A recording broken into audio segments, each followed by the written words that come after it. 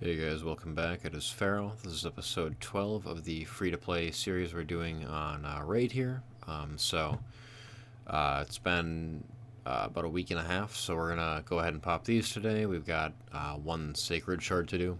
Um, so, so for me, some people would probably start saving up all their shards at this point, for fusions, but in my opinion, it doesn't really make sense to care too much about saving, other than for like 2x.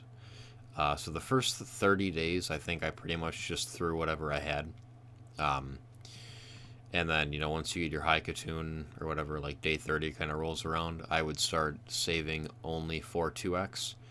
I mean, if you have shards and you know there's going to be a 2x like in 1 week, and you're in the first month, the first 30 days, then I'd probably just save for the 2x then too. But um, the sacreds are not. It's not a renewable source at the moment. Like I'm not doing Nightmare Clan Boss yet. So like saving for fusions, like why would I save one shard? Is kind of my thought when the only place I can get it is from the monthly missions anyway. Like once I can get in a Nightmare and then hopefully Ultra Nightmare not too long after that, then I would start saving up for a fusion. But um, yeah, so it's October 3rd today. The likelihood of me getting into Ultra Nightmare and stuff and getting that ready to go and actually doing it and having time to save up Sacred Shards for whatever the Christmas events are, it's not high. I don't think there's any shot of that happening. Um, Maybe, but yeah, I mean, I don't think that it makes a whole lot of sense to be super concerned about it. I mean, it's a 2x, so we'll just throw it in and see what we get. So yeah, so in the last couple weeks here, we have been farming stuff up. So I think in the last video I hadn't made the 6 stars yet, or maybe I had one, but I did put up these ones: so Rector Drath, Ugo, and Queen of Hearts. I'll awaken them up to 5 or ascend them up to 5. And then I won't want to do the 6th one because you want to wait for the missions to come along to do those for the Arbiter missions. So we're just still waiting to see which will be the one that goes up for the Spirit Affinity. I have multiple reasonable options to 6-star. But maybe we get something today that is like, kind of a more obvious, go for that one instead. So yeah, we'll see what happens there. And then also I'm farming up a bunch of the stuff that is in here, so that I can start doing faction wars more effectively. So we can go through and see about that stuff. I am leveling up Skinwalkers currently, or maybe they already are. Yeah, they're just about done. He's in the current set of runs I'm doing, so we can actually go ahead and set that up. There was a promo code that I used. I got 500 energy and then some auto battles, so that was pretty nice to get that one. It's Raid X Play, but by the time you're seeing this video, it'll basically be over with. That promo code will be. So yeah, but we're just farming these up for the faction wars stuff. We'll throw that on the background and let that go. So that's good. That is good there.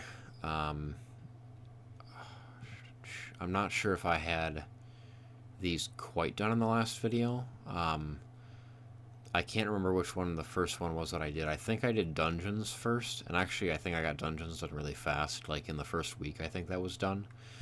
And then the other one was like campaign or something, or like farming up champions, the one where you like rank stuff up and level stuff up.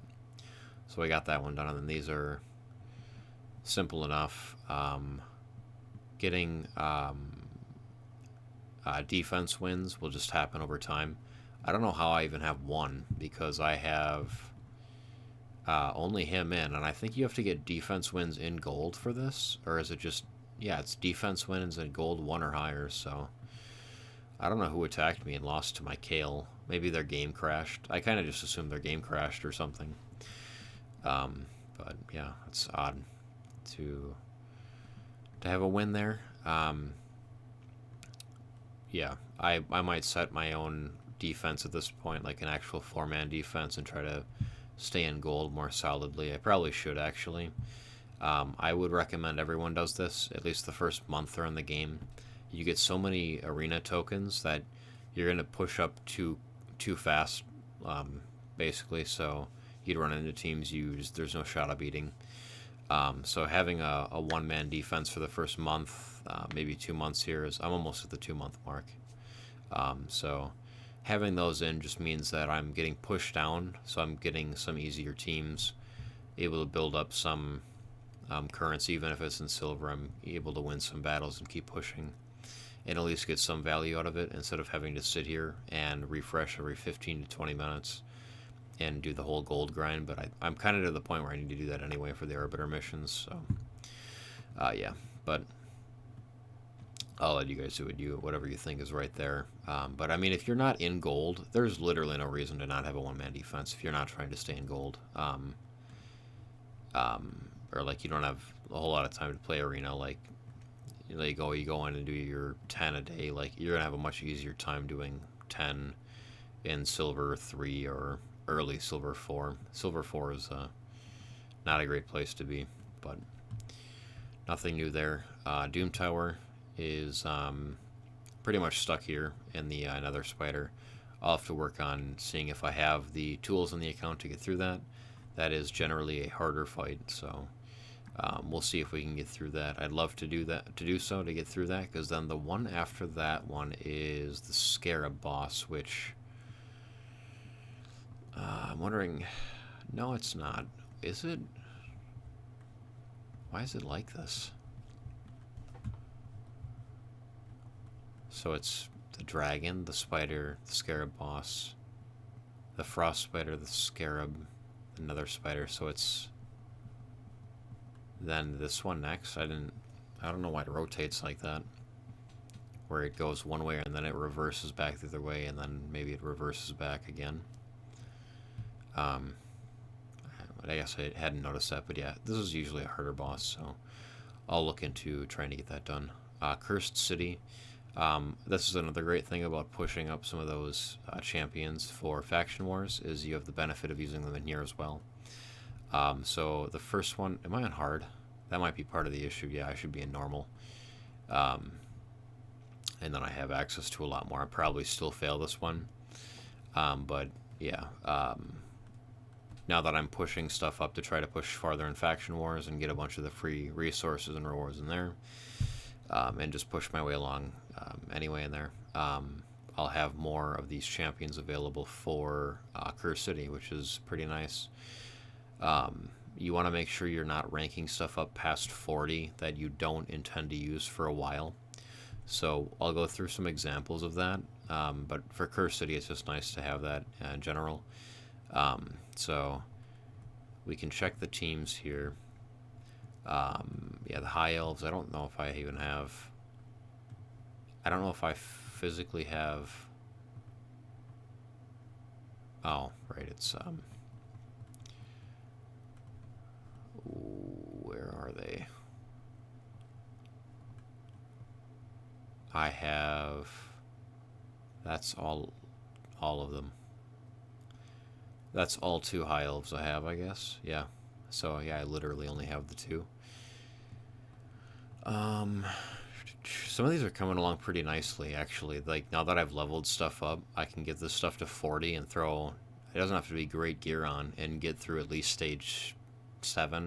Hopefully push up to stage 13 with a lot of these, just by getting these up to 4-star level 40. You're going to want to ascend them as well, but for rares and uncommons, that's not going to be hard. I think Sylvan Watchers was another one where I don't know if I physically have... Yeah, I don't, like, physically have more than 4. I could use other, like, these, but, like, just trying to show you guys here. Like, yeah, Shadowkin, same thing. I literally only have 4 of this, and I don't know if he's any good or not. Dwarves, I have basically 3. I do technically have one here, though. Night Revs, oh, okay. What was my plan here? Drop this one for the Queen of Hearts, right? Yeah, I'm pretty sure that's what I was going to do, was drop the Arcanist for the Queen of Hearts. Because you've got healing here, healing here. He does some stuff. He's going to be for like crowd control. She's for buff strip, and just we're going to try to get through that, because I mean I have 3 of these 6-stars, so the night revs are looking really good for pushing for the most part.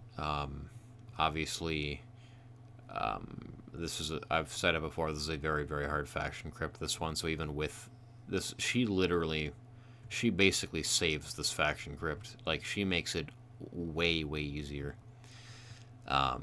So that's nice to have her, but even with this, I'll probably push him up to 5 stars at least, and then we'll see there.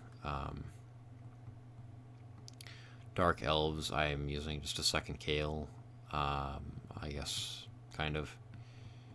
Undead Hordes are basically uncommons, and this is a rough faction crypt too. You need a decrease attack for this one, because the boss will absolutely wreck you. Demon Spawn, I basically had nothing for as well. Orcs are doing a little better now. Okay. Skinwalkers, we're in a pretty good spot with them, actually. Lizardmen, I think we're in a good spot with what we have here. These ones I ran up as well. So the Orgrin tribes, they're always talked about as not having a reviver. Gear Grinder is a reviver. He's just really bad. So that's why when people say that this faction doesn't have a reviver, it's because you're probably just better off running something like a Rough Stone in a stun set. That would probably be more effective than having a revive. Because he's Gear Grinder. I'm keeping him, but I probably won't use him. He's bad. The Barbarians, I'm a little confused on what I should do. If I should use the War Maiden or if I should use the Zephyr Sniper. The War Maiden obviously brings the decreased defense, which is great. But then the Zephyr Sniper brings an AoE skill 1, which I can throw a stun set onto, and that has a chance to increase skill cooldown on the enemy. And then she has a little bit of a heal too. So she's got a lot going on in her kit as well. He also has an AoE. She's got the A1 AoE. So it's not as important to have her AoE, but I guess if I can, it's a lot of chances to stun, which is pretty cool. So hard to say. And I think I will try to do the Chronim, like the Demarja Chronim referral links for this account. I'm going to try to at least. I can't promise that it'll get done, but I'm going to give it a good college try there. So this one has the Armiger, not the Templar though, but the Aethel. It's a reasonable. I would say this is a reasonable team at least. And then the Bannerlords are in a pretty good spot as well. So, all right, that's kind of the overview there. Just literally, like I said, just leveling stuff up and trying to get stuff ready to really push these rewards. If you can get the first 7 stages done, that's a third of the total stars needed. So that would be 315. So we would go through and get all of these rewards here.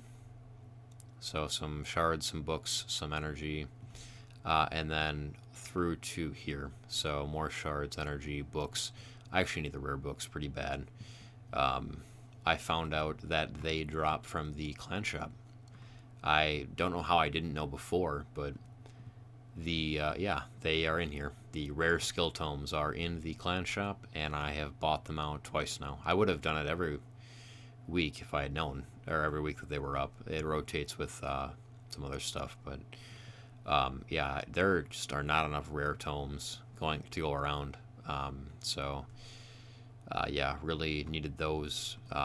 My Soulbound Bowyer, she takes a lot. She takes a lot of books. So, what is this? 8 here. 12, 16. So she takes 16 rare books just on her own. I think she's worth it. You know, that's why I put books into her. She's pretty solid damage dealer for a rare, and just good for the faction crypt as well. So, and she can be good for Spider too with the fully depleting turn meter and the A1 AoE to hit the Spiderlings. So, yeah, very. I think she's worth the investment.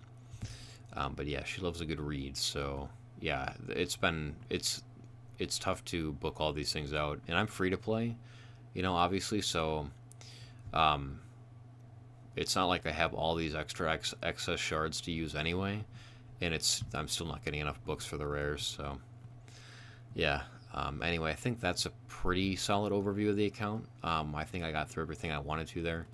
My Drexthar is at 35 days, and I'm at day.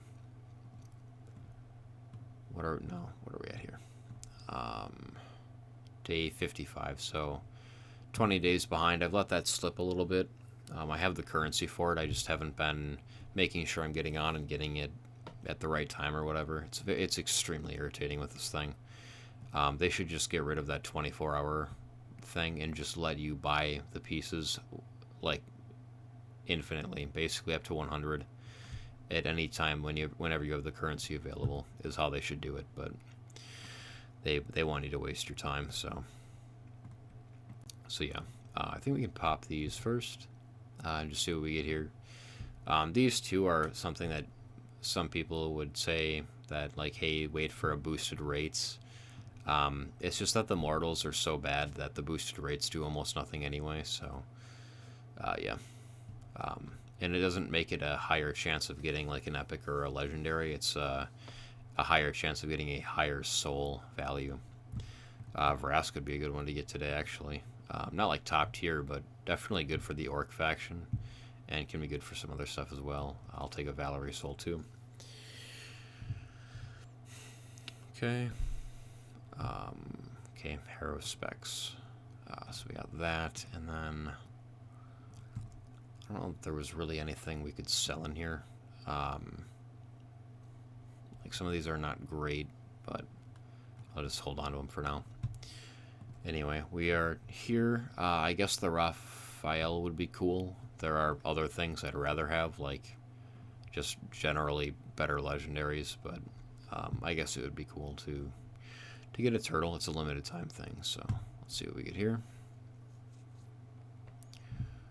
Oh, this account is so... I want to say... yeah, he's not great, but this account has been really lucky so far with the legendaries on here for us to get... what is that, 2? I think that's Cythalia and Brugard here from Sacreds. And I've only had 5 or 6. So 2 legendaries already from there, and then a legendary from Voids, and I've only pulled 10, and then Ancients we got the Mad Hatter from. And I've pulled 40 maybe of those. I'm not sure how many of those I've pulled. So he does have accuracy in all battles. I already have this leader skill on, like... I've gotten so many... Basically every legendary I have has accuracy leader skill.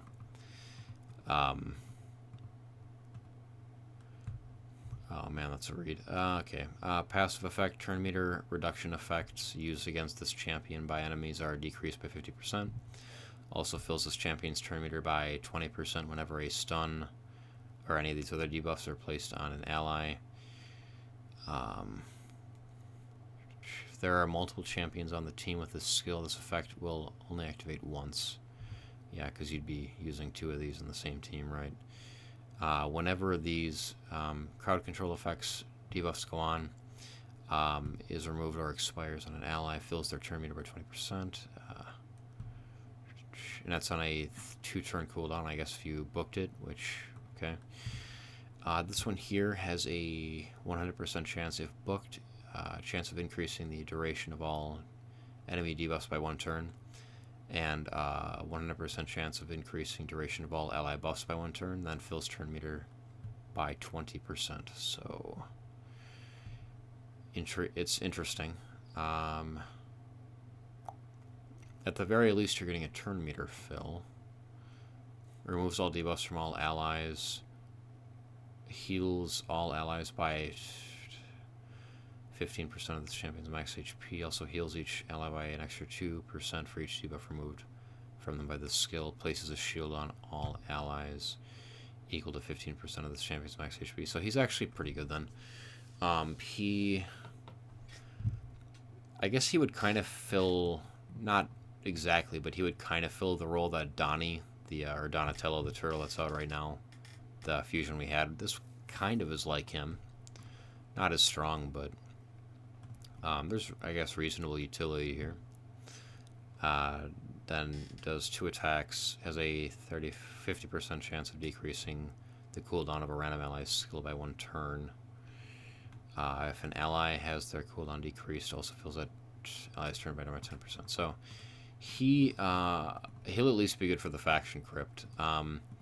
If I can get books into him, this is kind of cool.